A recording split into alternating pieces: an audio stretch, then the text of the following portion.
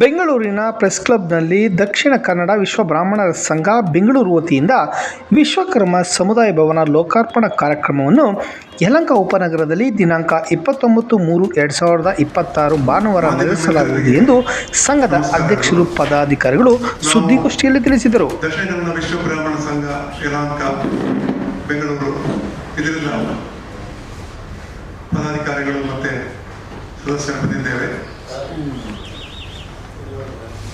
ನಮ್ಮ ಸಂಘ ಸ್ಥಾಪನೆಗೊಂಡು ಇಂದಿಗೆ ಸುಮಾರು 54 ವರ್ಷಗಳಾಯಿತು.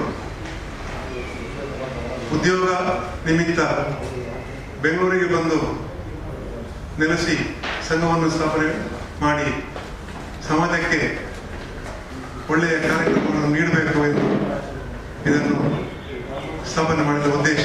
ನಮ್ಮ ಸಮಾಜದ ಸ್ವಾಮೀಜಿ ದ್ವಯರು ಪರಮ ಪೂಜ್ಯ ಜಗದ್ಗುರು ಕಾಳಾಸೇಂದ್ರ ಸರಸ್ವತಿ ಮಹಾಸ್ವಾಮಿಗಳು ಅವರು ಪಡುಗುತ್ತಿಯರು, ಅವರು ಬರ್ತಾರೆ. ಆಮೇಲೆ ಇನ್ನೊಂದು ಜಗದ್ಗುರುಗಳಾದ ಶ್ರೀ ಶಿವಸುಜ್ಞಾನ ತೀರ್ಥ ಮಹಾಸ್ವಾಮಿಗಳು ಅರೆಮಾದನಹಳ್ಳಿ ಅವರು ಬರಲಿದ್ದಾರೆ. ಭವನದಲ್ಲಿ ಎಲ್ಲ ವರ್ಗದವರಿಗೂ ಫಂಕ್ಷನ್ ಮಾಡಲಿಕ್ಕೆ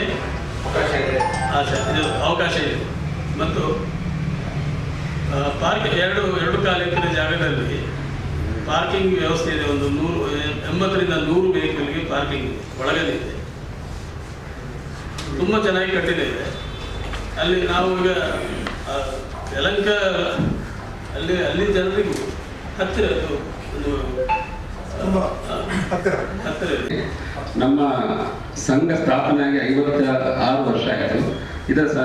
ಈಗ ಸಮುದಾಯ ಭವನ ಕಟ್ಟಿರುವ ಉದ್ದೇಶ, ನಮ್ಮಲ್ಲಿ ವಿಶ್ವಕರ್ಮರಲ್ಲಿ ಒಂದು ತುಂಬ ಬಡವರಿದ್ದಾರೆ.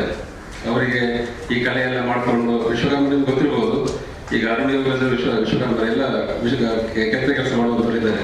ಅವರಿಗೆ ಸವಲತ್ತು ಕೊಡುವಲ್ಲಿ ನಾವು ವಿಫಲರಾಗಿ ಸರ್ಕಾರದ ಯಾವುದೇ ಸವಲತ್ತು ಸಿಗಲಿಲ್ಲ.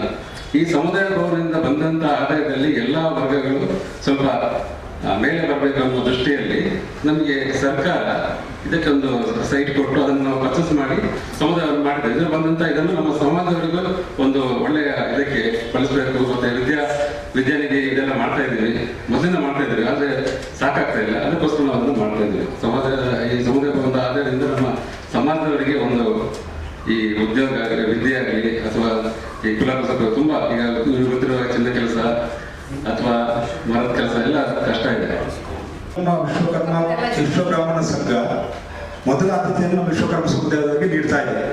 ಒಟ್ಟಿನಲ್ಲಿ ಮೊದಲ ಆದ್ಯತೆ ಅಂದ್ರೆ ಏನು? ಮೊದಲಾದ್ರೆ ಇವತ್ತು ಬುಕ್ ಮಾಡ್ತಾರೆ, ಅದಲ್ಲ ಬೆಲೆಗೆ. ಅದು ನಾನು ಹೇಳ್ತಾ ಇರೋದು, ನಮ್ಮ ಕುಲ ಬಾಂಧವರಿಗೆ ಆದ್ಯತೆಯನ್ನು ಕೊಟ್ಟಿಗೆ. ನಾವು ಒಳ್ಳೆ ತುಂಬಾ ವಿದ್ಯಾಭ್ಯಾಸದಲ್ಲಿ ಹಿಂದಿದ್ದು ಒಳ್ಳೆ ಅಂಕ ಪಡೆದವರಿಗೆ ಪ್ರತಿ ವರ್ಷವೂ ಕೂಡ ನಾವು ಅವರಿಗೆ ಬಹುಮಾನ ಕೊಡುವಂತ ಕೆಲಸ ಮಾಡ್ತಾ ಇದ್ದೀವಿ ವಿಶ್ವಕರ್ಮ ಪೂಜೆ ದಿವಸ.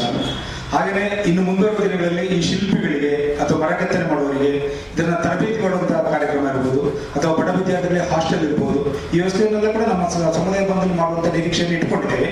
ಮತ್ತು ಮದುವೆ ಮತ್ತು ಇನ್ನಿತರ ಶುಭ ಕಾರ್ಯಕ್ರಮಗಳಿಗೆ ಎಲ್ಲ ಸಮುದಾಯದಲ್ಲೂ ಕೂಡ ನಾವು ನೀಡ್ತೇವೆ.